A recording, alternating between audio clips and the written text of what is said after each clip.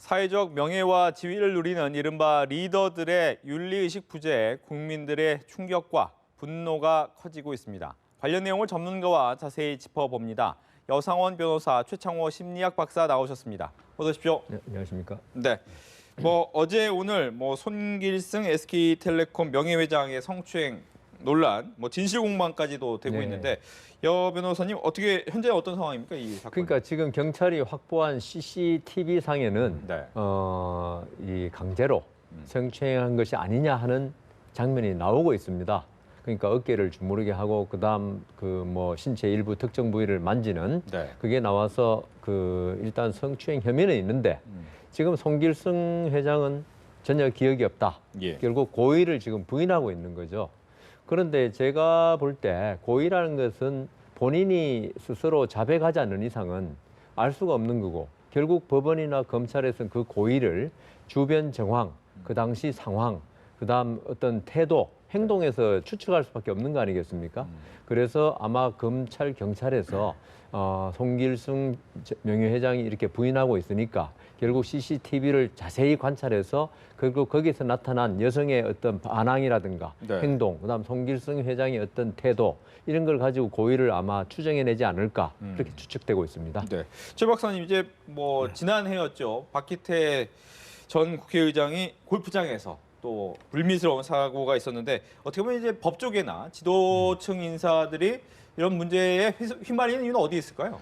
일단은 요즘 같은 세상에 예전 같으면 문제가 되지도 않을 거리였었거든요. 사실은 술집에 가서 그럴 수도 있고 저럴 수도 있었고 저는요 이렇게 엄격한 도덕적 잣대, 초자라고 하는데 심리학에서는 자아가 있고 본능적인 이드가 있고 슈퍼에고가 있는데 너무 도덕적인 잣대로 이렇게 재는 거 저는 심리학적으로 이거 결코 바람직하지 않다라고 봅니다. 물론 잘못했겠죠. 잘못하고 문제가 발생한 것은 그런 건데 예를 들어 박기태 전 국회의장 같은 경우도 물론 잘못했습니다. 뭐냐면 뭔가 존재의 삶으로 골프를 즐기면서 함께 하는 그것은 좋은데 거기다가 이제 등을 두드린 것은 격려의 차원이었고 가슴을 찌른 것은 우연이었다. 그렇게 말씀을 하셨거든요.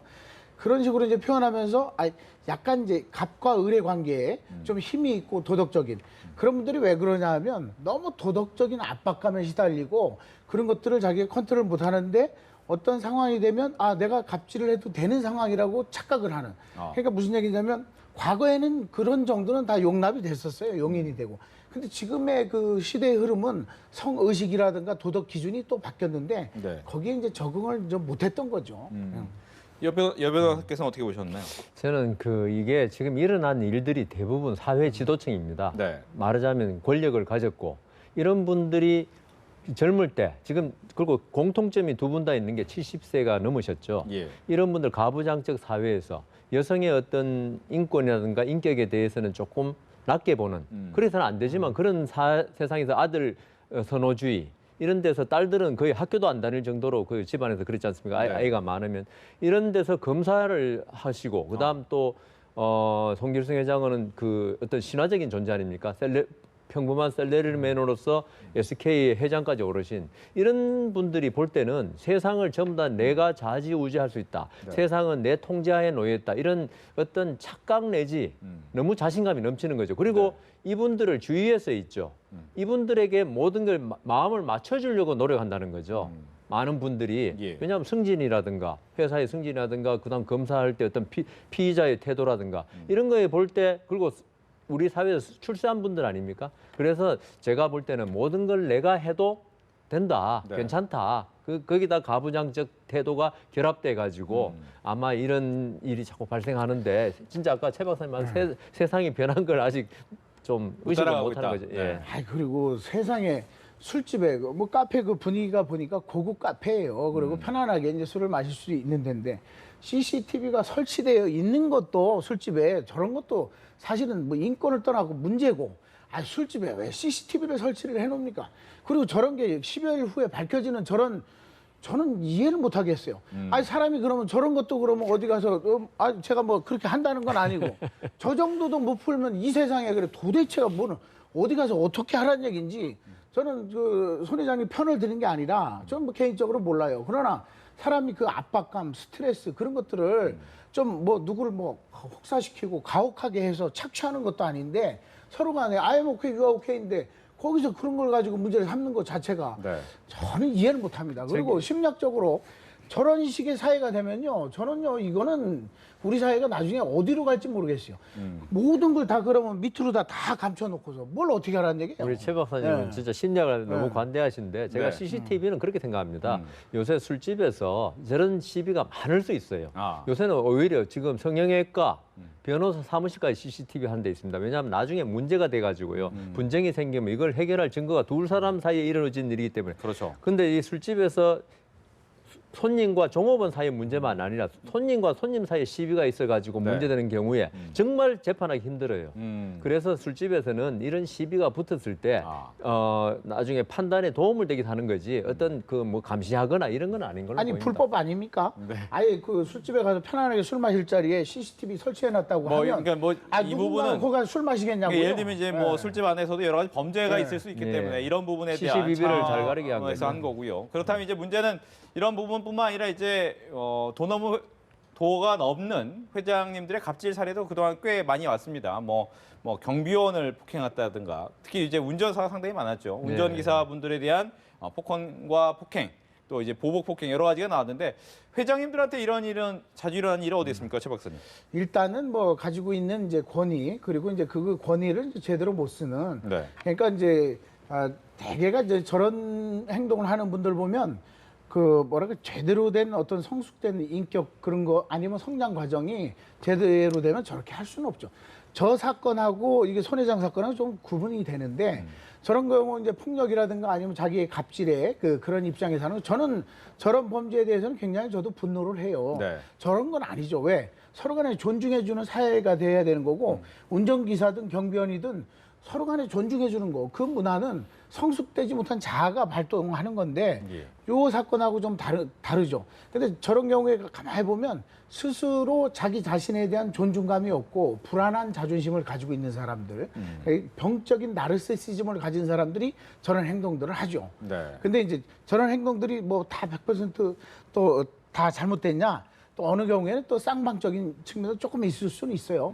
그렇다 하더라도 오히려 성숙돼서 내가 정말 가진 자가 아니면 힘 있는 자가 베풀어주고 베풀어준다기보다는 배려해주는 그런 문화가 이제 없는 그런 것은 안타깝죠. 네. 변호사님, 근데 이제 만약 이제 일반인들이 생각하기에 돈 많은 분들이 이런 잘못을 저질러도 조금은 솜방망이 처벌받는 것은 아닌가라는 이제 생각을 갖게 된단 말이죠. 이 부분에 대해서 어떻게 보면 좀 일벌백계할 필요는 있지 않을까라는 생각도 드는데 어떻습니까? 그런데 지금 아까 우리 최창호 박사님 말씀하셨지만 제 범죄 규모가 이 범죄를 한 사람의 그 위치가 워낙 중요해서 크게 보이는 거지. 어떻게 보면 전반적으로는 그렇게 범행이 잔인하거나 네. 뭐 이런 건 아닙니다.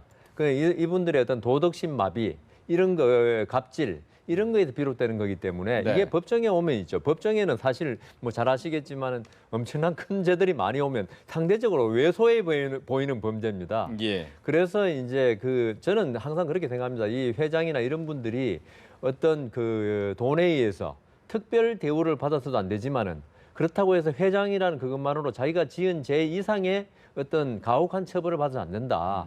물론 그게 감안 안 할 수는 없지만 재판부로서 네. 이 때문에 이분들이 워낙 사회적으로 떠들썩했지 않습니까? 사건이 그렇죠. 터지면 근데 나중에 결과는 조그만하다. 여기에 대해서 국민들이 실망하는 거지. 법원으로서 이분들이 무슨 특별히 막 아주 그 나쁜데도 법원에서 의도적으로 네. 형벌을 낮게 하진 않는다고 생각합니다. 예. 다음으로 또 연예계에서도 요즘에 얘기가 많은데 제가 좀 궁금한 것은 뭐 아까 기사도 나왔지만 조영남 씨의 이제 그림 부분이 있습니다. 이 부분에 대해서 여러 가지 얘기가 나와서 먼저 여성원 변호사께 지금 환불 얘기를 해주는 일부 피해자도 있거든요. 이 부분은 가능한 얘기입니까? 어떻습니까? 이거는 도의적으로 환불해 준다 그렇게 나온 것 같은데 법적으로도 네. 과연 이 그림을 산 분이 어떤 의도에 샀냐가 제일 중요합니다. 아, 만일에 이걸 갖다 조영남 씨라는 유명인 가수고 네. 이 사람 이름만 중요하다. 그림을 발로 그렸던 손으로 그렸던 건 전혀 중요하지 않다. 이런 분도 있을 거 아닙니까? 이런 분들은 대해서는 이게 법적인 문제가 없을 수 있습니다. 왜냐하면 그 누가 대작을 해주고 이게 중요한 게 아니니까 예. 조영남이라는 이름이 거기에 들어가는 게 중요하니까. 그렇지만 어떤 분들은 네. 나는 이 그림이 진짜 조영남 씨가 순수하게 열정적으로 그린 걸 가지고 생각하고 샀다. 이러면 이번에 대작이다 그러면은 이거는 이 산 사람의 의도에 어긋나는 거죠. 그걸 예. 그러면 조영남 씨가 말을 했어야죠. 이건 내가 그린 게 개념 그러니까 뭐 개념이라 그러나요? 컨셉만 제공했고 대작가가 실제 그린 사람은, 거다. 네. 그래도 뭐 사겠냐? 2천만 원, 3천만 원 사겠냐? 그래도 오케이. 그러면 사기죄가 안 되는 거죠. 아. 그런데 이 사람이 이 그림을 사면서 나는 조영남 씨가 이렇게 뭐 가수기도 하지만 미술의 열정을 가지고 있고 어떤 작품을 스스로 잘 완성한 걸 그걸 기대하고 샀다. 이런 느낌을 줄 때 그걸 말을 안 하면은 네. 그것도 사기가 되는 거거든요. 중요한 사항을 고지 안 하면은 거짓말 한 것만에 고지 안 하는 것도 기망이 될 수 있거든요. 그럼 법적으로 당연히 환불해 줘야죠. 네. 또 한 가지 이제 사건 이제 음주입니다. 최 박사님께 질문을 드려야 될 것 같은데 보면 이창명 씨 뭐 진실 공방 벌이고 있고요. 강인 씨 같은 경우에는 슈퍼주니어 강인 씨는 이미 한 차례 과거에도 이런 일이 있었는데 계속해서 이 일을 벌이는 이유 어떻게 보면 음주운전 안 해야 되지 않습니까? 근데 하게 되는 이유는 어디 있을까요? 일단은 그 아픈 거죠. 네. 그 왜 아프냐면 그 음주운전하는 사람들이 가장 큰 특징이 전두엽 기능이 정상인들에 비해서 한 15% 정도 떨어져 있는데 그게 뭐냐면 충동 조절 능력이 아. 떨어져 있어요. 예. 그리고 멀리 있는 이익보다는 가까이 있는 이익을 취하는 그런 특성들. 그러니까 충동적인 특성들이 있기 때문에 네. 아 강인 씨가 뭐 잘못했다. 뭐 당연히 잘못했죠. 근데 아프다라고밖에 볼 수 없는 게 반복되잖아요. 이런 것들이. 그리고 이제 이창명 씨 사건하고 강인 씨 사건은 좀 다른데 이창명 씨 같은 경우에는 뭐 제가 개인적으로도 오랫동안 라디오도 같이 하고 뭐 술자리도 해봤는데 정말 술을 옛날에 못 마셨어요. 그래서 제가 이창명 씨 술 못 마신다고 얘기를 했더니 우리 집사람이 그러는 거예요. 왜 그렇게 자꾸 두둔하느냐. 그런데 아 근데 세월이 바뀌어서 좀 마셨나? 근데 마셨나? 이렇게 제가 보기에는 마신 정황이 나오잖아요. 그렇죠. 그랬을 때 이제 대처 방법은 네. 사실은 이창명 씨 제가 통화를 시도를 해보니까 꺼져 있다 뭐 신호를 갖다 안 되는데 제가 뭐 후배기도 하고 잘못했으면 잘못했다라고 빨리 얘기를 해줘야 돼요. 네. 그걸 변명하고 돌아가다 보니까 일이 더 커진 거고 그리고 사실은 우리 문화가 술에 대한 그 잘못에 대해서는 시간이 흘러가면 좀 봐주는 경향이 있었거든요.